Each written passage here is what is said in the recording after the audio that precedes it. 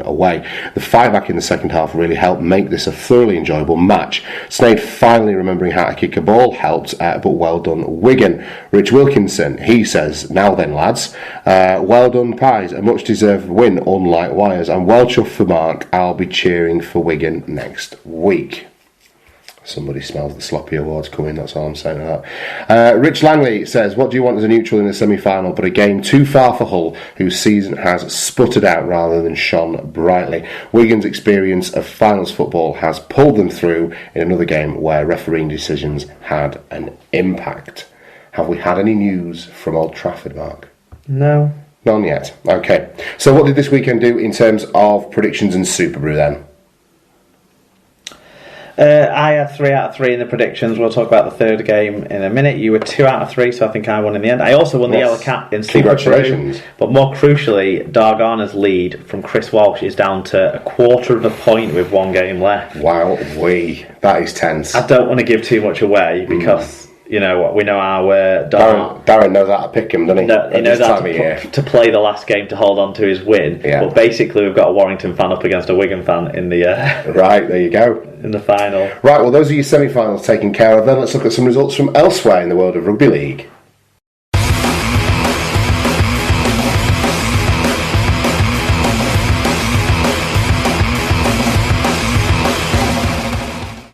Okay, so other results in rugby league, and Mark, there really is only one place to start over in East Hull with the £1 million game. It was done, it was dusted, there was a bit of a wobble from Hull KR and that was it. Everyone was going to get off the pitch, but nobody told Gaz O'Brien. And what a remarkable Josh Griffin. And Josh Griffin, of course, he's played too. But what a remarkable end to a game. 18 points to 19 in favour of Salford, who secure their place in Super League and relegate Hull KR to the Championship in the process. I don't have loads to say about the first 78 minutes of this game. No, it was a workaday game. It went the way I expected it would, to be perfectly honest. It was very tense. It was very physical. Salford were losing players all over the show, through knocks and stuff that were getting picked up, which wasn't helping their cause. Hull KR thought. Sorry, what? Well, KR were losing players too, though, weren't they? They lost a player in the second half. KR were probably were the better side largely through the efforts of Sean Lump, to be completely honest. Yeah, he was the most sort of dynamic and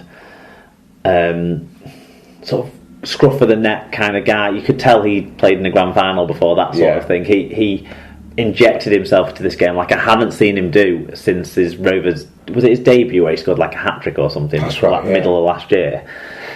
I haven't seen him do it for a long time, and I think at that stage everyone was ready for Lunt to be man of the match and this game to sort of peter out because it was physical without being like intense. It was tense without being intense because of just the players were battered. The players were knackered and they were battered, and it was that was how the game sort of played itself out. Hull KR were the slightly better team over the 80 minutes. Salford's attack was similar to things we've said about Saints' and Wigan's. Just ran out of ideas largely during the game. Started putting kicks in that were just never going to come off, and that sort of thing. And then Josh Griffin, and then it was the 78th minute. And then they just decided, I think we'll play in Super League next year. It was an enjoyable game up to that point. It had been, because there was stuff resting on it. There wasn't any major. I can't think back now of any major incidents, controversial moments, problematic moments, that sort of stuff. I can't think back to them because I can't get that last 2 minutes out of my head. There was nothing prior to that gives all KR fans cause to say, but we should have had this. There was no controversial decisions at all. So the problem and the heartbreaking thing for all KR fans is that ultimately it comes down to, well, I don't even want to lay it at the door of all KR players. Let's just say it comes down to some exceptional play from 2 Salford players at 2 points in the game to get them where they were. I think maybe more. Maybe there was an element of the queue going on the rack, but I don't think it's kicking men when they're down. If I say that, to be honest. It wasn't queue going on the rack. There was an element of defending what we've got at that stage. That's sensible. Yeah, but it never seemed realistic, did it?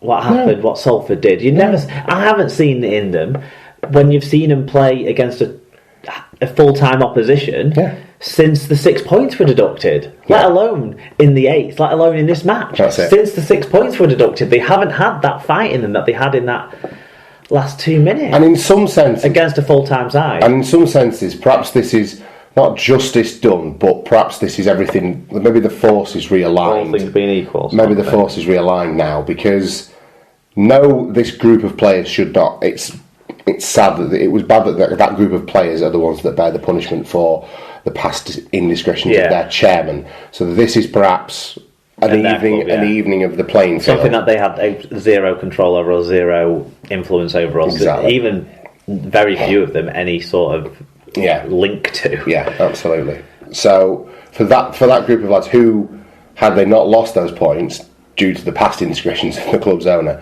wouldn't have been in the middle eights. No. So maybe that is some level of justice done, but I'm more... First of all, I love the middle eights as a concept, and I'm not going to get on the Jamie Peacock sour grapes bandwagon. Jamie Peacock, we should all back the new structure, Jamie Peacock. Exactly. How things change. Exactly. So I'm not going to jump on that bandwagon. I love the middle eights, but it is, as someone who's experienced relegation, it is absolutely heartbreaking, and my heart goes out to the poor Hull FC, LKR fans. The players will inevitably find different gigs. If they're good enough Super League players, they will stay in full time. They will cut their cloth accordingly. There will be cutbacks. There will people who lose their jobs. It's very sad that happens. Well, and it would be great to have more money within the sport to share it out more more equitably, to make sure that we can fully sustain 16 to 20 full-time clubs within our competition. It's not the situation that exists at the moment, and to get to that situation, it's almost like we needed this change. Yeah. But then as soon as the change sees its... And all year people have been moaning... All licensing was moaned about. Last year things weren't really moaned about because no one... The apple cart wasn't really too upset. No. Everyone loved Castleford Tigers, so their story was entertaining for everyone to go along with anyway. And, you'd had that still for 2 years and that sort of thing, and they were the bright, shining what you can be. You can finish fifth, you can have a great time, you can do all this. None of the Super League clubs were really threatened at all with relegation, other than the one that everyone sort of thought, well, you've kind of been taking the piss a little bit, floating so close to the wind, you would have lost your licensing if someone else didn't turn out to be a bunch of con artists. You would have... you wouldn't have met the licensing criteria application if you'd have had to, and you've gone bust a couple of times, and crowds were terrible, and people had kind of lost patience with Wakefield, and that was harsh on Wakefield. I feel I don't think they were being, but people had. So the fact that they were in £1 million game against Bradford, who also people didn't have any time for, really, let's face it. Kind of, and that went with the Super League club in the end. It was vaguely exciting for about 5 minutes, and then Scott Moore scored that try, and so you had that, and no one really moaned about it other than Jimmy Lowe's. Yeah. And this year, because the Super League club was going, and the realisation that all these people could have tried to do something to prevent this being structure, or to have adapted it to help them out if this did happen, or what have you. Yeah. The realisation struck them all, and they're all bitching and moaning about it, and I'm sorry, it was the wrong time to start doing it. Yeah, of course it was. And I don't know if that maybe has had a negative impact in the end as well. You probably would never say. But I don't think any Hull KR players are going to lose their jobs. No, they're not. They're either going to end up at another club on the same wage that they're on now, because they'll still be in Super League, or end up playing, still in the privileged position of being professional rugby league players, earning a salary that will still be higher than the average salary of season ticket holders in East Hull. Yeah. To play rugby league for either Hull KR in the Championship or another Championship side or someone else, and that'll be how it is. And let me say this, from a greater good perspective, Hull KR are by some distance better prepared to be relegated. Yes. Than Salford are. And Huddersfield's come out with some really sensible comments. I kind of was a bit annoyed with Peacock. Like, I tendered my resignation. spiel, I'm sorry, you don't. Everyone loves you for how great a warrior you were during your career, Jamie Peacock. No, now's the time to just go and do your day job, mate, and wrap up this chat because I don't give a shit if he offered to resign. No. It makes absolutely no difference to me. The head coach. It's a PR stunt for his own PR, so that all the Hull KR fans won't blame him for a terrible season with awful recruitment, with incoherent planning and that sort of stuff. Hudgell has come out and said the right sort of stuff and approaching it in the right sort of way, and I think he's a very good owner of a rugby league club. I think personally, especially because he's not got the deepest. And I hope Peacock isn't just the sound bites that are coming out that are frustrating to hear because they just sound like that's it. Don't sound no, they've got a very steady hand at the tiller in Mr. Hudgell, so I think they'll be. They'll clearly be there thereabouts at the top end of the championship next season, barring some kind of ridiculous implosion that we don't foresee. And I think Peacock will grow into the role that he's in. And he needs to forget about strapping his boots on and that sort of stuff, and he needs to figure out how to do the role he's supposed to be doing. I think, in fairness, it was an option, and they were struggling with injuries in the front row, and he came back in. I think if he was just there to kind of go for the glory and I'll put my boots back on, he'd done it much earlier in the season. Oh no, sorry. I'm saying now's the time to be the director of rugby, and step out of the limelight and learn that and learn that craft of touching. And I'm not saying toe the line with your comments. I'm just saying don't come out with something that goes directly against what you said before, because now it affects you in a different way. And also, don't come out with things that are clearly directed towards getting a certain reaction. Yeah, it's part of it is emotion as well, and it's the strain and the pressure of the situation that drives people to that. And that emotion, and that strain, and that excitement is what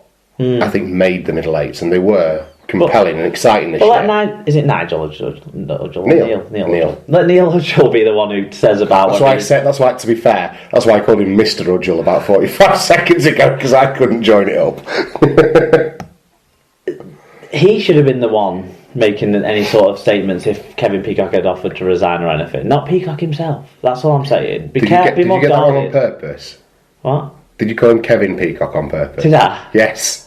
You did, I swear to God. You've got Sinfield on the brain, mate. You've got to let it go. Because Kevin Sinfield seems to be doing it the more sensible way in terms of preparing for it in a more long-term view. I just hope that Jamie Peacock does become the legend, does retain his legend and become the administrator in sport. I'm sure he can do. It's a shame, and it's just been a bad week, hasn't it? It's just a footnote. It's a footnote in a storied rugby league career for me. I don't think it will last, and I certainly don't think it's what it'll be remembered for. We've done what we've done twice so far, Tom. We've just waited on for 10 minutes and forgotten where we were at with the game. Right, so what happened? So 77 minutes of rugby league goes as you would expect. Yeah, basically. Hull KR on the balance of play. Slightly better team, a lot of things factored into that, injuries and stuff and stuff like that. Loads of reshuffling for Salford, a certain amount of reshuffling for Hull KR, and then the ball ends up in Josh Griffin's hand. Josh Griffin's hands. So we're all doing it now. Peter Griffin's hands. And he goes on that mazy run, doesn't he? Are you okay there? Yeah, I'm fine. Yeah. I'll tell you if I'm not. That's it. And the ball gets worked around, and Uzi goes in at the corner. Who scored the try? Evolds in at the corner. Ties it up. Missed conversion into sudden death, golden point, call it what you will. And then from the first... No. Evolds scored the first try. Right. So it was 18-10. Oh, Jesus, you're with right. 78 minutes on the clock. On a last tackle play, Salford go for something different because the chips in behind that they've been trying were woeful and were not coming off. Yeah. Dobson passes it to Griffin, who makes a half break, draws in Thomas Mintz, who'd played brilliantly in the game. Yeah. Defended this sort of play very well 2 or 3 times already.